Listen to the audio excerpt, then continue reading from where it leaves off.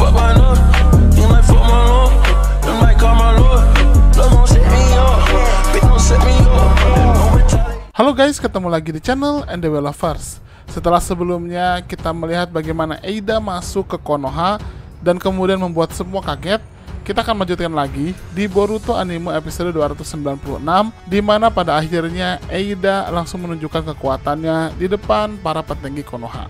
Seperti apa? Kita akan bahas sekarang. Tapi sebelum lanjut, jangan lupa untuk klik tombol subscribe bagi yang belum subscribe, dan klik tombol like serta share video ini di semua sosmed teman-teman. Let's check it out. Scene dimulai dengan Eida yang sudah ada di Konoha setelah dipanggil oleh kode dengan menggunakan tanda cakarnya. Eida pun langsung membuat semua orang kaget. Amado pun langsung mengatakan, "Eida, kau?" Eida pun langsung melanjutkan, "Masih hidup? Bukankah sudah jelas?" Masih dengan reaksi lama yang bodoh itu, Amado? Ya, kurasa itu maklum. Melihat hal itu semuanya begitu kaget dan mereka tidak paham dengan sosok yang baru ini. Amado terlihat tidak bisa bergerak dan terlihat badannya gemetar. Bahkan di situ Shikamaru pun mengatakan dalam hati, ketakutan Amado itu sangat abnormal. Siapa dan apa sebenarnya wanita ini? Delta yang sudah menyudutkan kode pun mengatakan, "Eida, aku tidak tahu siapa kau ini. Tapi jika kau ada di pihak mereka, berarti kau musuhku juga. Jadi mungkin sekalian aku bereskan kalian berdua." Ketika Delta ingin menghajar Eida, ternyata Eida langsung menggunakan kekuatannya tanpa bergerak sedikit pun. Kaki Delta pun bisa ditahan dengan tangannya dan terlihat Delta seperti tidak bisa menyerang Eida dengan lebih jauh lagi. Eida hanya mengatakan, "Pesanmu tidak sopan Delta sayang, aku bisa lihat celana dalammu." Di sini Delta pun tiba-tiba langsung merasakan tubuhnya gemetar dan tidak bisa berbuat apa-apa.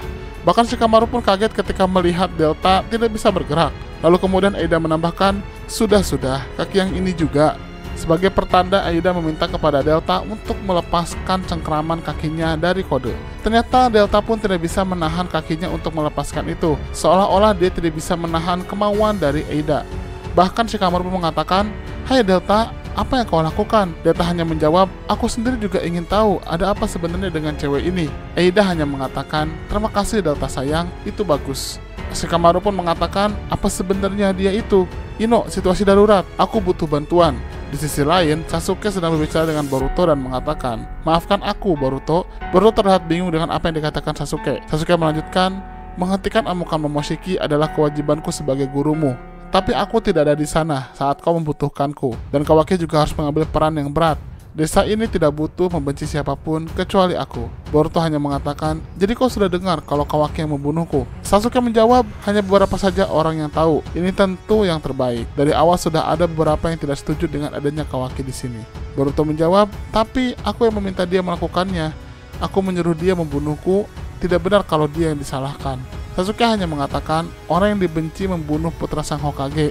Walau bagaimanapun juga itu adalah fakta. Tak terhindarkan lagi kalau ada pemikiran bias yang sedang ditumbuhkan.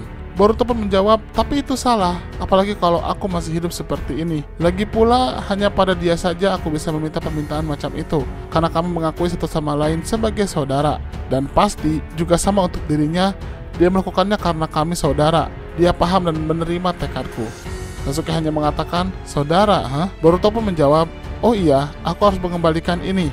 Boruto pun memperlihatkan ikat kepala Sasuke yang pernah dipinjamnya. "Ini ikat kepalamu, ini membantuku membulatkan tekadku. Terima kasih banyak." Sasuke hanya menjawab, "Kalau itu memang sangat berguna, ambillah saja. Itu sebagai hadiah." Boruto pun mengatakan, "Apa? Kau yakin bukannya ini penting?" Sasuke hanya mengatakan, "Tidak apa-apa, kau jagalah saja." Boruto pun begitu semangat dan mengatakan, "Baik, terima kasih paman. Akan ku jaga ini seumur hidupku." Boruto pun langsung menggunakan ikat kepala itu lagi. Sasuke hanya mengatakan, "Mungkin akulah yang selanjutnya harus menunjukkan tekadnya." Jarak beberapa meter dari mereka, ada Sarada dan Mitsuki yang sedang memperhatikan. Sarada mengatakan, "Kira-kira apa yang mereka bicarakan?"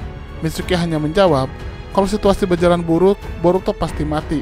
Master Sasuke pasti merasa bersalah sebagai gurunya. Aku sendiri juga, bahkan sekarang pun, saat aku memikirkan Boruto bisa saja mati tanpa aku di sana untuk membantunya, itu masih membuatku merinding." Mitsuki menambahkan, "Dan anggap saja ada seseorang yang sungguh akan membunuh Boruto. Aku tidak tahu apa yang akan kulakukan pada orang itu. Maaf, aku baru sadar kalau itu kedengarannya tidak mengenakan." Sarada hanya mengatakan, "Aku benar-benar shock soal semua hal yang terjadi padanya, dan aku sangat bersyukur dia selamat. Tapi di tengah hal itu, aku mulai merasa semakin marah. Maksudku itu bukan salahnya, aku tahu itu. Dia tidak bisa mencegah semua ini terjadi. Tapi tetap saja, apa kita sungguh tidak berguna? Kau tahu, aku ingin bisa membantu dirinya lebih dari ini. Sebenarnya mungkin aku marah pada diriku sendiri. Lalu kemudian terlihat Mitsuki tersenyum sambil mengatakan kepada Sarada, jadi kau memang suka pada Boruto ya? Sarada pun langsung kaget dan terlihat dia sangat kikuk. Di sini Sarada hanya mengatakan, maksudku itu mau iya atau tidak, ini tidak ada hubungannya. Aku sedang bicara serius. Mitsuki hanya mengatakan, apakah itu hal yang sulit untuk dikatakan? Maksudku perasaanmu yang sebenarnya itu. Ya, aku rasa itu bukan salah. Sarada hanya mengatakan, bukan masalah. Ya, lihat dirimu sendiri Mitsuki, matamu jadi bercahaya kalau soal Boruto.